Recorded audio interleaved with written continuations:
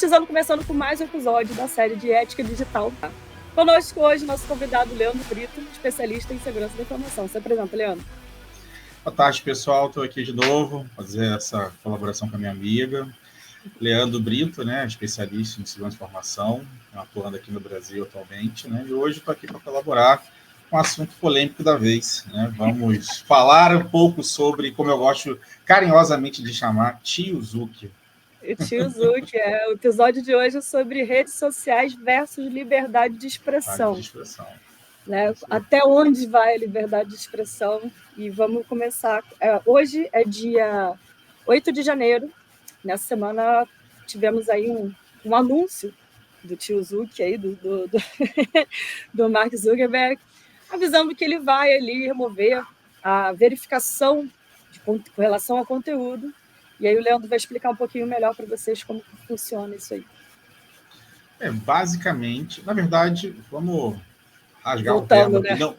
Né? Não existe verificação, como ele mesmo disse no vídeo. Ele mesmo falou. Se o Grupo Meta é uma das maiores redes sociais, eu não sei quantos usuários tem, mas vamos chutar aí que tenha na casa aí de 1 bilhão de usuários, somar o mundo todo, né? E como ele disse, ele não consegue verificar nem 1%. Simplesmente ele vai adotar um processo parecido que o X fez quando o Elon Musk assumiu. Ele tira a responsabilidade da empresa, tira a responsabilidade das empresas de checagem, né? Até então, essas empresas elas estavam atuando dentro do Grupo Meta e transfere isso para o usuário, né? Mas eu acho aí aquela coisa da opinião, né? A forma como está sendo feita, eu acho que não funciona também. Explicando um pouquinho, aprofundando um pouco mais com relação a essas empresas de checagem, então eram essas empresas que faziam checagem de conteúdo, então colocavam conteúdo dentro da plataforma e eram essas empresas que faziam essas checagens? Na verdade, qualquer pessoa colocava conteúdo, não importa qual, poderia ser pessoal ou, enfim, né, uma matéria de alguém, ou algum vídeo que foi editado, e essas empresas de checagem passava por uma curadoria de profissionais da área de jornalismo, né, e dizia se aquilo ali era real ou se era parcialmente verdade, se estava dentro do contexto. Até então, até onde eu consegui acompanhar, na época que eu acessava o Twitter, que agora virou X, né, e o próprio Facebook eu já não uso tanto, vinha notas de rodapé, literalmente com a explicação se aquele conteúdo era real, se ele era editado ou se ele era parcialmente verdade. Então, até então, essas empresas sinalizavam e, óbvio, também sinalizavam aquelas pessoas que criavam conteúdo falso. E, com isso, a empresa tomava medidas seguindo a documentação que está lá para todo mundo que quiser ler, né? Quais são os seus direitos, né, e seus deveres junto à rede social, aquilo que você pode fazer ou não. E acabava que o Meta, enfim, as redes sociais de maneira geral, dependiam dessa checagem, né? Existem muitos filtros também, né, com relação a palavras que a gente pode utilizar, Sim. Palavras que a gente não pode utilizar. Eu sei que tem assim, os filtros já programados, pré-programados. Já faz parte da programação, você filtra palavras-chave, mas, assim, como eu gosto sempre de falar, né, o usuário, na verdade, ele acha jeito de burlar os filtros, né? Então, não estava de nada, né, na verdade, né? E o que vai mudar agora? Agora não tem mais assim, empresas de checagem. O que vai acontecer? Quais são os riscos que a gente tem agora sem esse controle, esse segundo olhar sobre o que está acontecendo dentro da plataforma? A minha fala vai se basear no que eu tenho acesso, que é do Excel. Depois de 2 anos esperando, eu fui convidado a entrar nesse grupo de checagem coletiva. Não sei qual parâmetros eles usaram, mas eu apliquei há muito tempo lá atrás, e um belo dia chegou e eu entrei nesse ambiente, né? Basicamente, alguém compartilha qualquer informação, pode ser pessoal ou não, e aí cai naquele conceito de que alguém fez uma denúncia. Alguém denunciou aquele conteúdo, não é real, não é falso. E aí cai nesse grupo meio que secreto, vamos assim dizer, né? Num ambiente próprio, dentro da própria plataforma, que você tem que se logar, tem um usuário anônimo, né? Ele não te identifica, você não consegue reconhecer ninguém e não te deixa você compartilhar informações que revelem a sua identidade. E a partir daquele momento tem lá o contexto inicial e as pessoas vão colaborando com informações que podem, na verdade, contribuir ou não. Só que na minha experiência no Excel, é que eu vejo assim, 1% das pessoas atuando para mostrar que aquele conteúdo é verdadeiro ou não.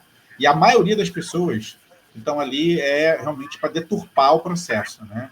Então, como eu disse para você na nossa conversa pessoal, continua na mesma. Você tem conteúdo sendo compartilhado de qualquer natureza e você tem pessoas não qualificadas, do meu ponto de vista, votando, né? Aquele conteúdo é relevante, sim ou não? É real ou não? Algumas pessoas, aí, mais uma vez, na minoria, 1%, vai lá e complementa aquilo ali, colocando uma outra matéria, talvez um outro vídeo não editado, ou então o link do perfil do jornalista que realmente escreveu aquela matéria para embasar um pouco mais daquele discurso que foi meio que editado, tirado de contexto, né? Mas, isso abre margem para muita coisa. Isso abre margem para muita coisa. Se eu tiver um grupo de pessoas que eu conheço e não gostar de alguém, posta, e juntar essa galera e falar, olha, isso aqui não... Vamos denunciar. E não ter uma empresa para fazer... Não ter alguém, digamos assim, né, uma empresa, mesmo uma corporação, para tentar entender se aquela denúncia ela é real ou não. Abre margem para muita coisa. Como eu falei, né, dentro do X, eu não sei como vai ser no grupo mesmo, dentro do X você não consegue identificar a pessoa e não consegue se pronunciar. Se eu tentar falar o meu nome, o meu endereço, eu sou excluído. Está lá nas regras. Você tem que agir anonimamente e não pode, pelo menos no ambiente do X, eles são bem rigorosos no conceito de você tem que ser anônimo. Eu não sei se são rigorosos no processo de selecionar pessoas. Como eu disse, nas poucas interações que eu acessava o Twitter antes do bloqueio, o que eu via era isso aí, era 1% das pessoas, sei lá, de uma denúncia tivesse 1.000 pessoas interagindo, menos de 100 estava realmente tentando fazer com que aquela notícia chegasse de maneira coesa e real, e as outras pessoas estavam ali deturpando o processo, jogando informação falsa, ou simplesmente fazendo opinião política, e aí tinha pessoas de direita, de esquerda, não importa, né? Mas eu acho que o processo, como eu comentei com você, complexo, dessa forma colaborativa, eu acho que também não funciona. E o que você achou do discurso dele em si? Para mim, assim, a minha visão foi muito tirando a própria responsabilidade do Facebook com relação ao conteúdo que está dentro dele. Então, assim, eu provenho só a plataforma. O conteúdo que está ali dentro não é de minha responsabilidade. Se tem algo errado, a culpa não é nossa. Esse, para mim, foi o sentimento que ficou. E muito também no sentimento, quando ele menciona ali, ele fala, né, de um certo cunho político, para mim era muito também sobre eles estarem acima das leis ou não querendo respeitar as leis locais. E aí eu queria a sua opinião sobre o seu sentimento quando você viu essa declaração dele. Bom, o tio Zuck, né, como eu gosto de chamar, ele faz parte do grupo de empresários de tecnologia que quer literalmente se libertar, né, como eu disse, né, dos controles estatais. Né? Em tese, quando a internet lá nos anos 90 foi criada e depois veio o Marco Civil, a internet deveria ser um ambiente livre. Só que nós já conversamos sobre isso, né? Não adianta você ter um ambiente livre se você não tem um ambiente onde você possa manter as leis funcionando, como você mesmo se comentou, né? A lei local de um país, ela nunca pode ficar subjugada a um ambiente onde tem pessoas cometendo crimes e fazendo qualquer tipo de bizarrice, né? E o controle estatal, de alguma maneira, interfere ainda mais nos core business dele, né? Então ele quer se libertar e faz parte, né? Qualquer bilionário que trabalha com tecnologia não quer ter o governo, não quer ter o ministro, não quer ter sua empresa sendo tolhida, né? Vamos pegar um exemplo que nós comentamos sobre a Europa, né? De limitar lá os acessos lá, quanto mais regras e mais regulamentações, você restringe, diminui o alcance, aquela coisa toda, entendeu? Esses processos que o X tem nas costas por conta de não respeitar a lei Geral de Proteção de Dados da União Europeia, para mim fica muito claro que eles querem estar acima, eles não querem respeitar a lei local. E o que eu sinto também é um sentimento um pouco de eu preciso expandir o meu poder. Então, se eu estiver preso a isso, eu não consigo expandir mais. Então, a partir do momento que, olha, eu faço o que eu quero, aonde eu quero, como eu quero, ele já está liberto assim, para conseguir expandir esse poder. E eu fico preocupada com esse poder que eles estão tendo hoje. O Facebook já tem muito poder, porque ele já tem muitos dados, né? Tudo que a gente faz Ele já tem muita informação sobre todos nós, e isso sempre me preocupou. E todas as redes, na verdade, né? Todas as redes. Quando surgiu ali a notícia do World ID, eu confesso que eu dei uma surtadinha, assim, porque falei, meu Deus, eles vão ter um banco universal com todos os dados de todo mundo. E eu achei super blá blá blá, uísque sachê, aquela declaração deles de não, a gente está cadastrando a íris de todo mundo para diferenciar quem são pessoas e quem são robôs. Né? Em tese, a única que hoje não vou falar uma coisa que nós vamos conversar depois sobre deepfake, enfim, né? E os crimes que são cometidos com a IA, né? A única forma hoje, até você falou do Sacani, né? O Sacani, que a gente estava comentando sobre, eu lembrei do podcast onde ele estava e aí ele trouxe uma pesquisa do pessoal da área de petróleo, né? Que a única forma de você identificar, pode ser até filme de ficção científica, mas na verdade é real, né? A única forma de se identificar se aqui é um deepfake ou não é a íris, né? Por isso que as pesquisas estão indo por esse lado, realmente, né? Depois do ano passado, e nós compartilhamos conteúdo no LinkedIn sobre isso, de CEO que foi arrastado para uma reunião e conseguiu ser literalmente golpeado por um grupo hacker que falsificou rostos de CEOs e rostos de diretores. Ele autorizou fazer uma transferência bilionária, porque ele acreditava estar conversando com o CFO da empresa, né? Então, o nível de crime cibernético não é a nossa realidade, tá? Só deixar bem claro que quem está assistindo, não é a nossa realidade. Isso é uma realidade da China, dos Estados Unidos, onde tem corporações e grupos hackers altamente especializados. Então, são coisas que acontecem em um nível muito alto, mas não é a nossa realidade. Não vai acontecer isso aqui, mas lá fora acontece. Então, eles estão caminhando para isso. Mas eu não acho que ele foi o motivador da vida deles para construir um banco universal de dados. Por que eles estão pagando por esses dados? Por que as pessoas estão indo lá? Elas vão, se cadastram, elas ganham uma conta com o WorldCoin e mensalmente elas vão ganhando ali uma mesadinha. Mas por quê? Por mês. Qual a explicação? A explicação hoje, porque eu comentei com você, as redes sociais têm tudo nosso. Tem tudo nosso. O que você ganha com isso? Usando os seus dados de localização? Tudo que você compra.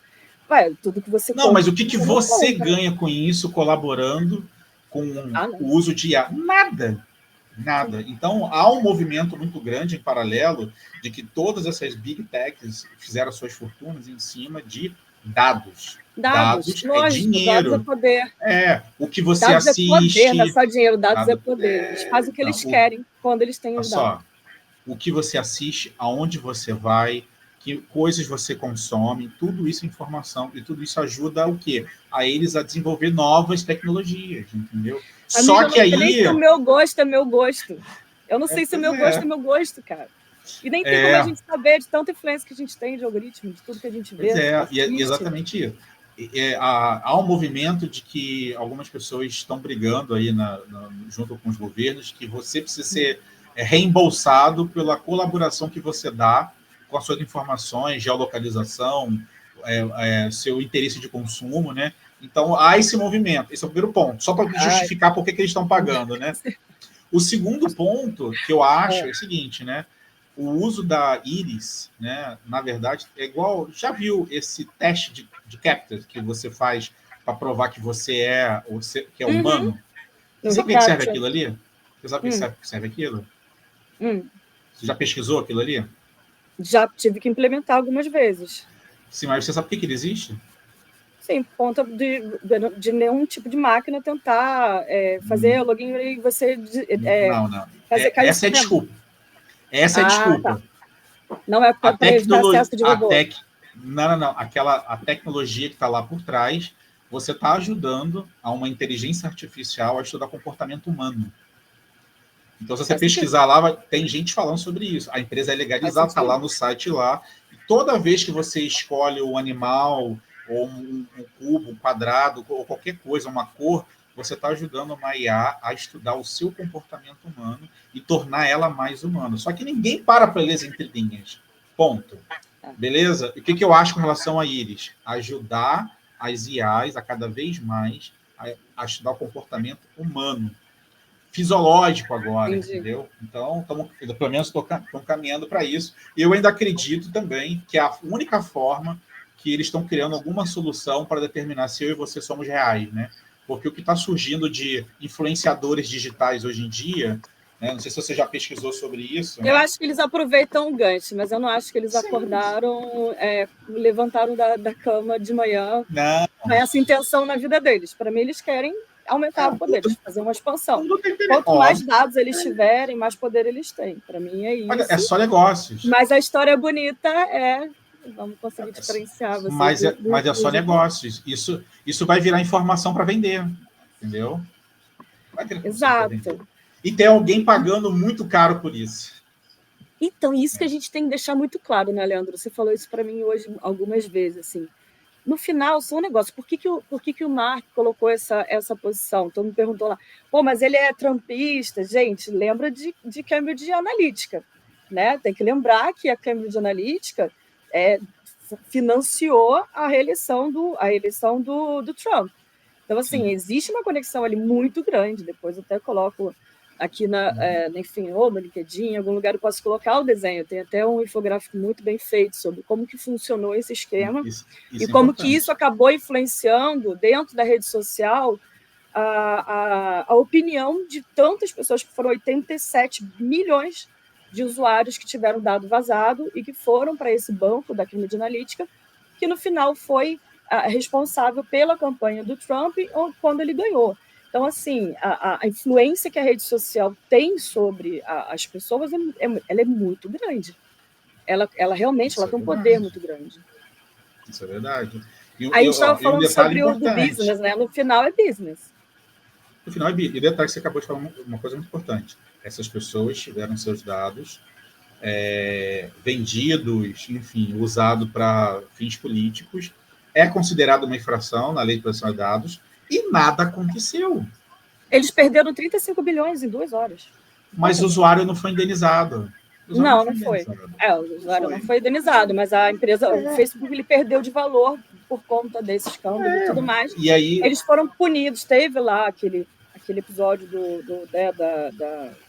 do processo, que foi lá em Londres e tudo mais. Punição durou quantos meses? Para o cara é nada, o cara ganha bilhões. Aquilo é nada. Mas para a Cambridge Analytica, eu acho que a Cambridge morreu depois disso, né? Não, ela fechou, até porque, enfim, mas eu falo, para o Facebook ou para qualquer outra rede social... Para eles não foi nada. É peanuts, nem nada, entendeu? Então... no final das contas, né? Enfim. Mas eu acho que essas plataformas, elas precisam ser responsabilizadas. E até um motivo dessa série existir, né, de ética digital, é exatamente por causa disso, assim, porque eu fico muito revoltada com a falta de responsabilidade que essas plataformas têm sobre o que rola dentro da plataforma. Né? Aí eu estava contando aqui para o Leandro que eu assisti o documentário do Onision, aquele Onision Abuso na Internet, procura ter no Max. 2021. E ele fazia aliciamento de adolescentes para ter um relacionamento com ele. E esse rapaz, ele ficou no YouTube, ele tinha um canal no YouTube onde ele maltrata as namoradas dele da época, raspa a cabeça delas, ele faz coisas horrorosas com essas meninas, nos vídeos dele e tudo mais. Fica claro que existe ali um abuso, um assédio, tudo, né, uma violência contra a mulher, e ele teve o canal dele até 2023 sem sofrer nenhum tipo de punição. E aí, em 2023, por conta de ter sido lançado, acredito eu, o documentário sobre ele, aí o YouTube desmonetizou o canal dele, mas 6 meses depois ele estava de volta. Então, assim, a responsabilidade... E continua, os conteúdos dele continuam na internet. E ninguém vai se responsabilizar. Por quê? Porque o cara tinha milhões de seguidores, e aquilo gera muito dinheiro para o YouTube. Sim. Muito dinheiro. Então, até onde... É isso que eles estão sempre, assim... Eles estão sempre ultrapassando essa barreira do antiético, sabe? Assim, até aqui, tudo bem, estamos dentro de uma ética.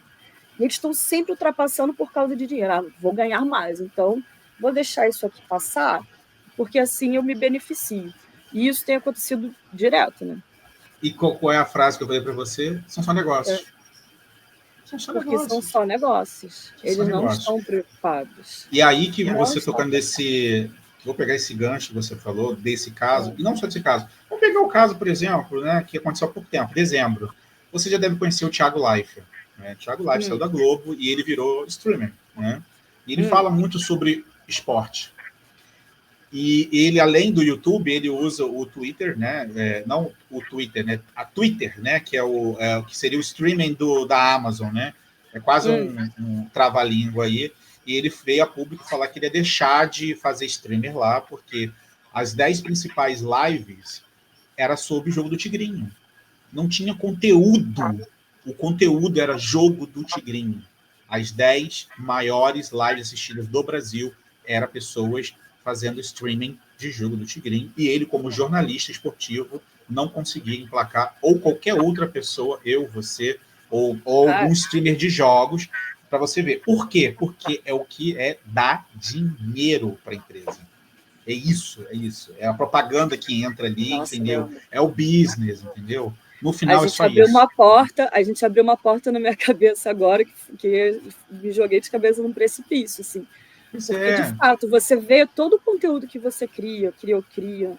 Os conteúdos que dão mais visibilidade são os conteúdos mais simples, ou que não necessariamente está falando sobre algo relacionado ao que a gente trabalha.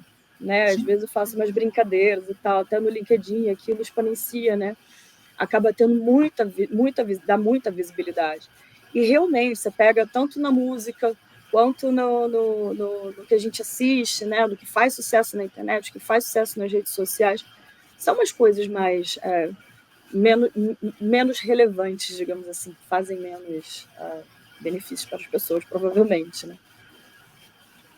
A gente estava falando do greenwashing, que a gente acabou não mencionando, que ao outro lado da responsabilidade das empresas que elas têm feito, também é muito colocar uma imagem feia, uma imagem de que eu estou reciclando, né, que é o greenwashing. Nossa, eu sou uma empresa responsável. Você falou do Great Place to Work. Sim. É para inglês ver. É para inglês ver, para ganhar o selozinho, entendeu? E dizer que eu estou legal, que eu estou abraçando todo mundo, mas no final, como a gente conversou sobre isso, né? Tá lá ostentando o símbolo, mas no dia a dia é outra coisa, é outra realidade. E as redes sociais é a mesma coisa, eles querem vender uma imagem que são, como eu falei para você, é de graça, você não paga nada para ter, você voluntariamente você coloca suas informações, seu rosto, sua voz, enfim, onde você vai, onde você come. Eles usam isso para fazer estudos, para atrair novos anunciantes, e eles ganham dinheiro com tudo. Então, mas é por isso que o Mark estava falando tanto sobre comunidade. Porque quanto mais comunidade, quanto mais agrupado por afinidade, é mais fácil para as empresas ganharem dinheiro, porque elas sabem o que vender para esse grupo. Elas têm produtos que são feitos para esses grupos. Por isso que as comunidades são tão importantes dentro do Facebook. Me veio agora uma coisa na cabeça que eu tinha esquecido, mas você me deu um gatilho, eu lembrei agora. China. Você sabia que as redes sociais na China, o criador de conteúdo, ele só pode divulgar para as pessoas do bairro dele? Porque já existe pois é. Então, tipo, o TikTok, a gente conhece aqui, lá ele tem outro nome, né? Ele não é TikTok. TikTok é para nós ocidentais, mas lá ele tem um outro nome. E lá existe, até porque eu trabalho em tecnologia, eu sei disso, né? Lá eles estão recriando esse conceito novo de que, por exemplo, eu não sei onde você mora, vamos supor que você mora no bairro Flamengo, né? Então, você está fazendo uma live, está, enfim, distribuindo conteúdo, a rede social vai buscar pessoas dentro do teu bairro, da tua região, para justamente criar esse centro de comunidade, né? Ao invés de a gente atingir um público maior, aquela coisa toda. Mas por que disso? Controle. O objetivo maior é controle. Se você que cria conteúdo, eu consigo distribuir, eu consigo controlar a informação e anunciar para, tipo, anunciantes locais que queiram atuar no bairro do Flamengo, por exemplo, para vender alguma coisa, algum produto, né? Então, eles estão tornando o processo, do meu ponto de vista técnico, macro, né? Vamos lá, que eu preciso fazer, porque hoje você trabalha com publicidade, você sabe. Você vai lá, numa plataforma qualquer, e se você não configurar muito bem, uma propaganda sua vai bater, sei lá, em Roraima, né? E você vai desperdiçar o seu dinheiro com alguém que não vai consumir o seu produto, né? Então, quanto mais informações e essa centralização, o TikTok lá está fazendo isso, né? Alguns criadores de conteúdo estão reclamando, porque eles antes tinham um alcance maior. Ganhava dinheiro com o quê? O que o influenciador ganha dinheiro? O que o influenciador ganha dinheiro? Exposição. Se eu sou famoso e eu atinjo 1 milhão de seguidores, que às vezes nem é o cara que te consome, né? Ele vai lá e vende aquilo ali. Hoje, as redes sociais estão criando essas tecnologias para limitar esses pseudos influenciadores. Mas isso vai contra, né? Vai contra o business total, assim, de rede social. Eles querem mais Na verdade, eles querem que os anunciantes não fechem parceria com os influenciadores e sim anunciem na plataforma. Porque se eu anuncio com você, eu perco dinheiro. E eu tenho o custo de manter o perfil daquele influenciador mega gigante que arrasta milhões de seguidores e consome a minha banda de dados, meu servidor, entendeu? Qual é? São só negócios, entendeu? São só negócios. São só negócios. Deixa eu só pegar meu cachorro que ele tá chorando. Tá bom. Levantar. Coitadinho. Por favor. Ele quer levantar. Coitadinho. Ele não consegue levantar sozinho. Vem, vamos. Isso. Ufa. Isso. Vem cá, mamãe, vem cá. Vem. Fica pra cá, vem cá. Vem aqui, fica aqui com mamãe, vem.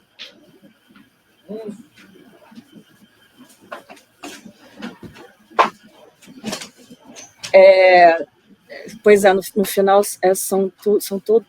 no final tudo são negócios. E quanto mais carinha de bom moço eles fazem, a gente acaba, não sei, às vezes eu acho que a gente acaba caindo. Só pegando esse último gancho para a gente mudar de assunto, né? O Brasil, se eu não me engano, o Brasil e a Índia e talvez ali parte da China livre são os países que mais têm influenciadores ganhando dinheiro fora da plataforma. Né? Então, também nós somos o segundo ou terceiro país a mais utilizar a internet, mais utilizar a internet. No LinkedIn nós somos o segundo ou terceiro também. Pois é, mas por que essa guerra aí oculta foi declarada contra os influenciadores? Vou trazer uma pessoa para nossa live. Virgínia, conhecida, vende make, casada lá com um dos filhos do Leonardo. Ela é uma dos influenciadores que mais vendem, mas toda a receita dela vem do que ela vende nas empresas dela e R$1 não vai para o TikTok, para o YouTube, para o Instagram, entendeu? Então, é uma guerra que foi declarada por conta disso. E como eu te falei, quem tem que ganhar o dinheiro não é o influenciador, não é eu, nem você criando conteúdo, é a empresa. Né? São só todas as decisões que eles tomarem vão ser decisões baseadas em aumentar o lucro. E aumentar o lucro. Simples assim. Né? Esse é o ponto. E tem que ficar claro isso para a gente. Uma decisão como a do Mark Zuckerberg é pensando... Todo mundo é político, é uma decisão política. Não é, gente, desculpa. Sabe o que vai acontecer? Vamos no foco do problema. Sabe o que vai acontecer? Ao ele falar isso, ele vai atrair outras empresas que não estão anunciando com ele. E você acha que as empresas que por algum motivo têm algum viés político mais para a esquerda vai deixar de anunciar? Não vai. Sabe por quê? Não vai aumentar a visualização. Então, mais exposição. Né? E ele é um cara muito inteligente. Ele não dá ponto sem nó. Entendeu? Ele não dá ponto sem nó. Ao fazer isso, as pessoas... Tem gente já publicando nas redes sociais, então vou voltar a ter perfil no Instagram, vou voltar a ter perfil no Facebook, entendeu? Pessoas que não queriam ter por algum motivo, político ou não, e achar que a rede está mais livre, isso vai aumentar mais visualização, mais consumo, mais investimento em publicidade. Entendeu a jogada? E mais crime. Mas a consequência. Escolhas, né? E as escolhas geram com essas consequências, né? Mas isso não exime ele da responsabilidade. É o que nós estamos falando aqui, né? Continuamos falando de países que têm legislação própria e precisa atuar. Aí entra o Ministério Público, aí entra ações parlamentares, aquela coisa toda. E aí vai ter essa eterna briga. É um cabo de guerra, né? Eu não quero ser controlado. Mas a gente está com dificuldade de emplacar os projetos de lei de inteligência artificial, está difícil de sair, sabe? O projeto de lei é fake, né? Sim, então, sim, né? Tem 2 projetos e tal. Está muito difícil emplacar, a gente está ficando para trás, as coisas estão evoluindo muito rápido e as nossas leis não estão acompanhando. A gente tinha até 23, né? Eu sempre falo aqui do Discord e tudo mais. O Discord não tinha representante jurídico até 2023. Sim. Sabe? Então, assim, os crimes que foram descobertos, que deu aquele bafafá todo dentro do Discord, foi em 2021. 2 anos depois que eles foram trazer um representante jurídico, sendo que toda a plataforma no Brasil, que for atuar no Brasil, tem que ter um representante jurídico. Então, assim, a gente está dando muita brecha. Agora, é óbvio que um anúncio desse, ele não está falando só do Brasil, ele chegou a comentar alguma coisa sobre a América do Sul, né? Você viu essa parte? América do Sul e parte da Ásia, né, literalmente tentando transferir a responsabilidade para as empresas de checagem, de que elas não são idôneas ou imparciais. Né? Então, isso gera muito problema. Mas deixa eu só fazer um comentário que você falou e desse gancho de que nós estamos ficando para trás. A Agência Nacional de Proteção a Dados foi criada há pouco tempo.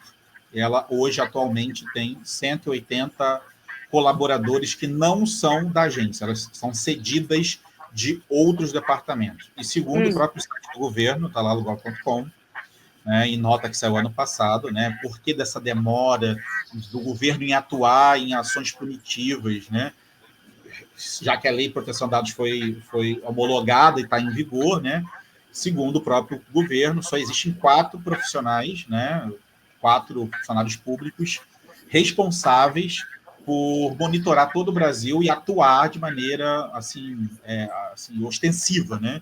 Isso então, não é nada. Não tem como. Esse ano fica aqui um aviso para todo mundo, esse ano vai ser aberto o primeiro concurso público para a Agência Nacional de Proteção a Dados, de todos os cargos, desde analista, que vai estar essa responsabilidade, a outros cargos. Então, fique atento aí, porque é primordial que esses funcionários que não são terceirizados, né, sejam eleitos. E a agência realmente tenha funcionários que lá eles estão cedidos. Eles não são da agência, são de outras áreas que estavam perdidos ali, pegaram emprestado, e são pessoas que estão fazendo um trabalho da maneira que dá, né? Enquanto nosso Brasil tiver esse pensamento, faz do jeito que dá, nós nunca vamos ter um avanço real em uma situação como essa, de ter uma agência que deveria ser responsável para pressionar o Meta, o X, entre outros. Não depender tanto da justiça. A justiça seria o último estágio. Né? Por si só, sim, as agências têm um poder punitivo, né? Como a Anatel tem, como a Enel tem. Ela vai lá, a Anatel vai lá, se quiser, ela multa um operador de telefonia, né? E consegue resolver sem necessidade de ter um tribunal para resolver. Então, precisamos disso, que eu acho que vai ajudar a nossa experiência como usuário na rede, né? E com relação às redes sociais, para você, qual seria a solução? Como nós tínhamos conversado, né, assim, do jeito que a área não funcionava, que era só a empresa responsável, já que, sei lá, eu estou chutando, né? Se o Meta tiver 1 bilhão de usuários, como você vai tratar isso, sabendo que uma empresa que tem, sei lá, 5 mil funcionários nos Estados Unidos, não tem como, é humanamente possível. Segundo ponto, né? Transferir para uma pilha de checagem, cai na mesma situação. Você coloca a responsabilidade em jornalistas ou empresas especializadas que vão tratar coisas que podem, às vezes, furar o filtro e não ter a devida tratativa. Na minha opinião profissional, eu acho que é uma oportunidade para essa rede criar uma função paga, um trabalho de um cyberagente, acho que esse é o melhor nome, onde ele vai sentar junto com a empresa, vai entender lá os regulamentos, as regras da empresa e sentar com o jurídico ou com o Ministério Público ou com qualquer outra instituição, como alguma entidade, como a Agência Nacional, e alinhar isso. E esse setor dentro da empresa, atuando como um cyberagente, vai lá e vai tratar e até direcionar. Opa, alguém cometeu um crime X aqui. Vou direcionar para a polícia, vou direcionar para o Ministério Público, um crime de injúria racial, um crime ligado aí a sexismo ou xenofobia, ou qualquer outro que eu não posso citar aqui para não derrubar o vídeo. É isso que me preocupa, porque quando a gente fala em abrir, né, e você não tem um monitoramento disso, você começa a ter crimes de racismo, você começa a ter homofobia, você começa a ter xenofobia, você começa a ter uma leva de crimes e que vai piorando, né? Como a gente sabe ali, de crimes contra crianças, dentro desses grupos, exatamente por eles não terem um observador de fora, serem grupos fechados que não têm supervisão. Vai sempre acontecer, e quanto mais eles diminuírem essa supervisão, pior vai ficar. E transferir a responsabilidade para o Muriquet também não resolve. Não resolve. Criar esse senso de comunidade, na verdade, só vai atender, como nós estávamos conversando, o interesse comercial dele, de atrair pessoas que por algum motivo abandonaram a rede, né, por discordar de alguma coisa, e continuar mantendo os investidores, os patrocinadores, entendendo aquela coisa toda. Para ver de fato o problema que ainda existe, como eu falei, né, hoje, dia 8 de janeiro, em algum lugar, em algum momento no mundo, está acontecendo algum crime virtual, seja no Brasil ou algum outro país, e as instituições públicas vão continuar tendo o mesmo problema. Falta de, eu falo, né, a falta de ação ou falta de colaboração, né? Não adianta depender só de eu ou você para denunciar. Se a plataforma não permitir que isso vá adiante, vai ser igual quando você faz uma denúncia que você acha alguma coisa, não percebemos, não identificamos que houve uma violação, né? Sim, e você, por conhecer a lei e por conhecer de alguma forma o que é o mínimo razoável, você viu que tem alguma coisa errada ali, mas para ele não. Até porque, como comentei contigo, né, é uma empresa americana dentro de um contexto onde só faz sentido para ele. Ele não entende a ele. Exato, e que eu acho que a gente precisa falar aqui, deixar claro para todo mundo, parece bobo que eu vou falar, mas vou reafirmar. O que é crime no mundo físico também é crime no mundo digital. Então, assim, internet não é terra de ninguém. Você não pode escrever o que você quiser. Isso não é liberdade, né, de expressão, que nem a gente está falando aqui. Versus liberdade de expressão. Você não pode cometer racismo, você não pode cometer homofobia, e você também não pode fazer nem produzir e nem distribuir certos tipos de material, como você não pode na vida física. Então, a gente também tem que entender que existe um papel a ser feito por nós, que muitas vezes não está sendo feito, e a gente tem que cobrar também dessas empresas assumirem a responsabilidade que é delas, sim. Também, e cobrar dos políticos, para que criem mais leis e sejam mais enérgicos, entendeu? Porque sem eles não adianta, porque eu e você só denunciando, alguém vai dar um refute e não vai a lugar nenhum. E aí, vindo da esfera pública, a gente consegue, de alguma forma, ir adiante com isso. E aí, voltando àquilo que eu falei para você, minha opinião pessoal, profissional, eu ainda acho que as redes sociais, não a internet, as redes sociais não deveriam ser para menores de idade, porque isso você já criaria um filtro a mais para evitar problemas que nós temos hoje, entendeu? Então, a internet, ela precisa ser, assim como determinados lugares são, para adultos. Né? Então, simples assim, entendeu? Simples para maiores de 18, só para a gente já ficar um pouquinho mais aliviado. Leandro, obrigada pela sua participação. Novamente, eu adoro quando ele vem. Agradeço. Se deixar, a gente fica 2, 3 horas aqui. Fica, porque a gente tem assunto, né? A gente tem assunto pra caramba. Mas a gente já está pensando no próximo vídeo aí que a gente vai fazer. Daqui a pouquinho a gente libera. Obrigada. Deixa seus contatos aqui para o pessoal poder te encontrar. Bom, Instagram, que é a rede que eu mais uso, AM Leandro Brito, né? Depois você vai colocar aí, ou lá no LinkedIn, tá lá, Leandro Brito Bastos. Vai estar aqui na descrição aqui. Pode me seguir, pode me adicionar, pode mandar mensagem. Eu compartilho, às vezes, conteúdos bastante sérios, né? Mas eu também tento ser um pouco mais outside, fazer descontração e brincar também, porque a internet não tem só nerd, também tem pessoas engraçadas que fazem piada, né? Mas esse é um assunto que eu gosto muito, como eu falei para você, como eu trabalho em defesa cibernética, eu sou um defensor de que a internet precisa ser um lugar mais seguro para todos. Não é só para mim, porque a gente está preocupado hoje com os menores de idade, mas eu também me preocupo com os maiores de 65, que também a gente precisa falar sobre isso em algum momento, né? Que agora é a idade que está além ali do limite e estão à mercê também de crimes digitais, né? Então, são os extremos, né? Nós estamos no meio e nós temos que olhar para os extremos e cuidar deles também. Concordo. Obrigada pela sua participação. Beijo.